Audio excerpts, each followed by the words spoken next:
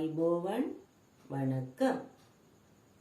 இன்றைய வகுப்பிலே மகாப்ராண அக்குரு யோதன வச்சன, அதாவது கடந்த வகுப்பிலே நாங்கள் பார்த்த மகாப்ராண மூச்சொலி எழுத்துக்களை கொண்ட சொற்களை இன்று நாம் பார்ப்போம். இந்த ஜாயிதாஸ் கிளாஸ் ரூம் என்னும் சேனலினை இதுவரை சப்ஸ்கிரைப் செய்யாதிருந்தால் சப்ஸ்கிரைப் செய்து கொள்ளுங்கள். நீங்கள் இரண்டாம் மொழி சிங்களத்தினை கற்பவராக இருந்தால் இதனை சப்ஸ்கிரைப் செய்வதன் மூலம் இதிலே பதிவேற்றம் செய்யப்படும் எமது வீடியோக்களை நீங்கள் தொடர்ச்சியாக பார்வையிட முடியும். சரி, இப்போது நாங்கள் கடந்த வகுப்பிலே சாதாரண அல்பப்பிராண எழுத்துக்கள், மகாப்ராண எழுத்துக்களை அறிமுகம் செய்திருந்தோம். அவற்றினை எவ்வாறு எழுதுவது, உச்சரிப்பது என்று. இன்றைய வகுப்பிலே அந்த எழுத்துக்களை கொண்ட சொற்களை எவ்வாறு உச்சரிப்பது, அவற்றினுடைய அர்த்தங்களையும் இன்று நாங்கள் பார்க்க போகிறோம். இதில் முக்கியமான விடயம், இந்த சொற்களை எழுதுகின்ற போது இந்த எழுத்துக்களை மாத்திரமே நாங்கள் பயன்படுத்த வேண்டும். பதிலான அல்பப்பிராண எழுத்துக்களை பயன்படுத்துவது தவறாகும். ஆகவே சொற்கள் விசேடமானவையாக அமைகின்றன. சரி, இப்போது முதலாவது எழுத்து க.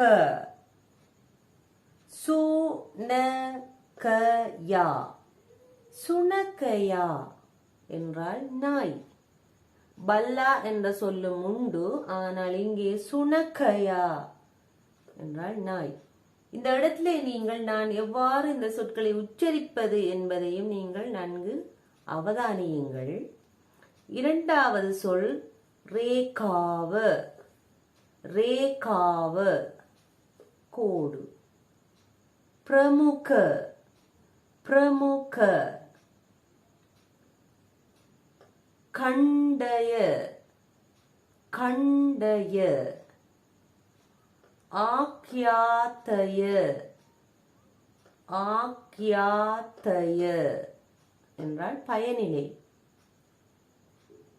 இதற்கு அடுத்த வகுப்பிலே எவ்வாறு இந்த யங்ஷய கொண்ட சொற்களை உச்சரிப்பது என்பதை பற்றி கற்பிக்க இருக்கின்றேன். அவற்றை தவறாது பார்த்து கொள்ளுங்கள். சரி, இப்போது இரண்டாவது எழுத்து க. எவ்வாறு உச்சரிப்பேன் நன்கு அவதானியுங்கள். க. க ண்டாரய. கண்டாரய. மணி. கனய. கனம். காத்தனய. காத்தனய கொலை.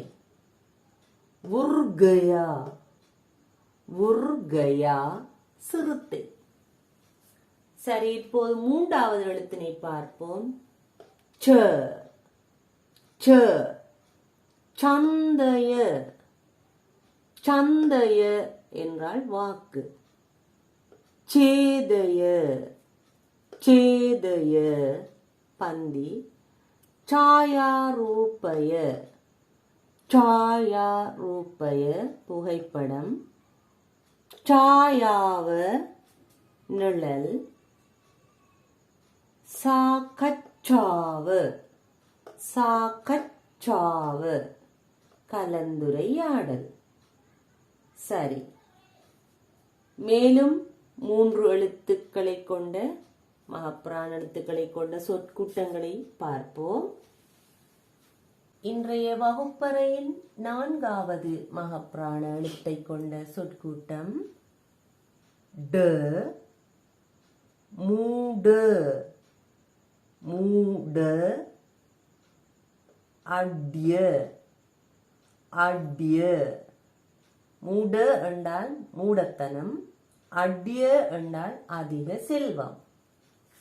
சரி, அடுத்த எழுத்து த. ரதய. ரதய கதாவ. கிரந்தய. கிரந்தய அர்த்தய. அர்த்தய சமர்த்து சமர்த்து. இதற்கு முன்னர் இதனை நீங்கள் ட என்று வாசித்திருப்பீர்கள், அது தவறு. த ரத்தய, கதாவ, கிரந்தய, அர்த்தய, சமர்த்த. இவற்றினுடைய அர்த்தம் வாகனம், கதை, கிரந்தய நூல், அர்த்தய என்றால் அர்த்தம், சமர்த்த கெட்டித்தனம். சரி, அடுத்த எழுத்து ப. ப ப அல்ல ப. பாஷாவ மொழி, பய பயம், சபாவ சபை, விபாக பரீட்சை, அபாவய இறப்பு. மீண்டும் ஒரு முறை. பாஷாவ, பய, சபாவ, விபாக, அபாவய. நல்லது. அடுத்த எழுத்துக்களை பார்ப்போம். த யோத மாபெரும், யுத்தய யுத்தம், ஆதார உதவி, தஜய கொடி, தனய செல்வம். யோத, யுத்தய, ஆதார, தஜய, தனய. இறுதியாக ப. பிரதிபல பிரதிபல பெறு பெறு. பலகய பலகய பலகை, பலய பயன், நிஷ்பல நிஷ்பல. மீண்டும் ஒரு முறை. பிரதிபல, பலகய, பலய, நிஷ்பல. இந்த சொற்களை நீங்கள் மீண்டும் மீண்டும் உச்சரித்து பயிற்சி செய்வதுடன் இந்த சேனலினை ஏனையோருக்கும் அறிமுகம் செய்து உங்களை போன்று இரண்டாம் மொழி கற்பவர்களுக்கும் அவர்கள் இதனை கற்று பயன்பெறுவதற்கும் உதவி செய்ய வேண்டும் என கேட்டு உங்கள் அனைவரிடமிருந்தும் விடைபெறுவதுடன் அடுத்த வகுப்பறையிலே சந்திக்கும் வரை ஆய்போவான்.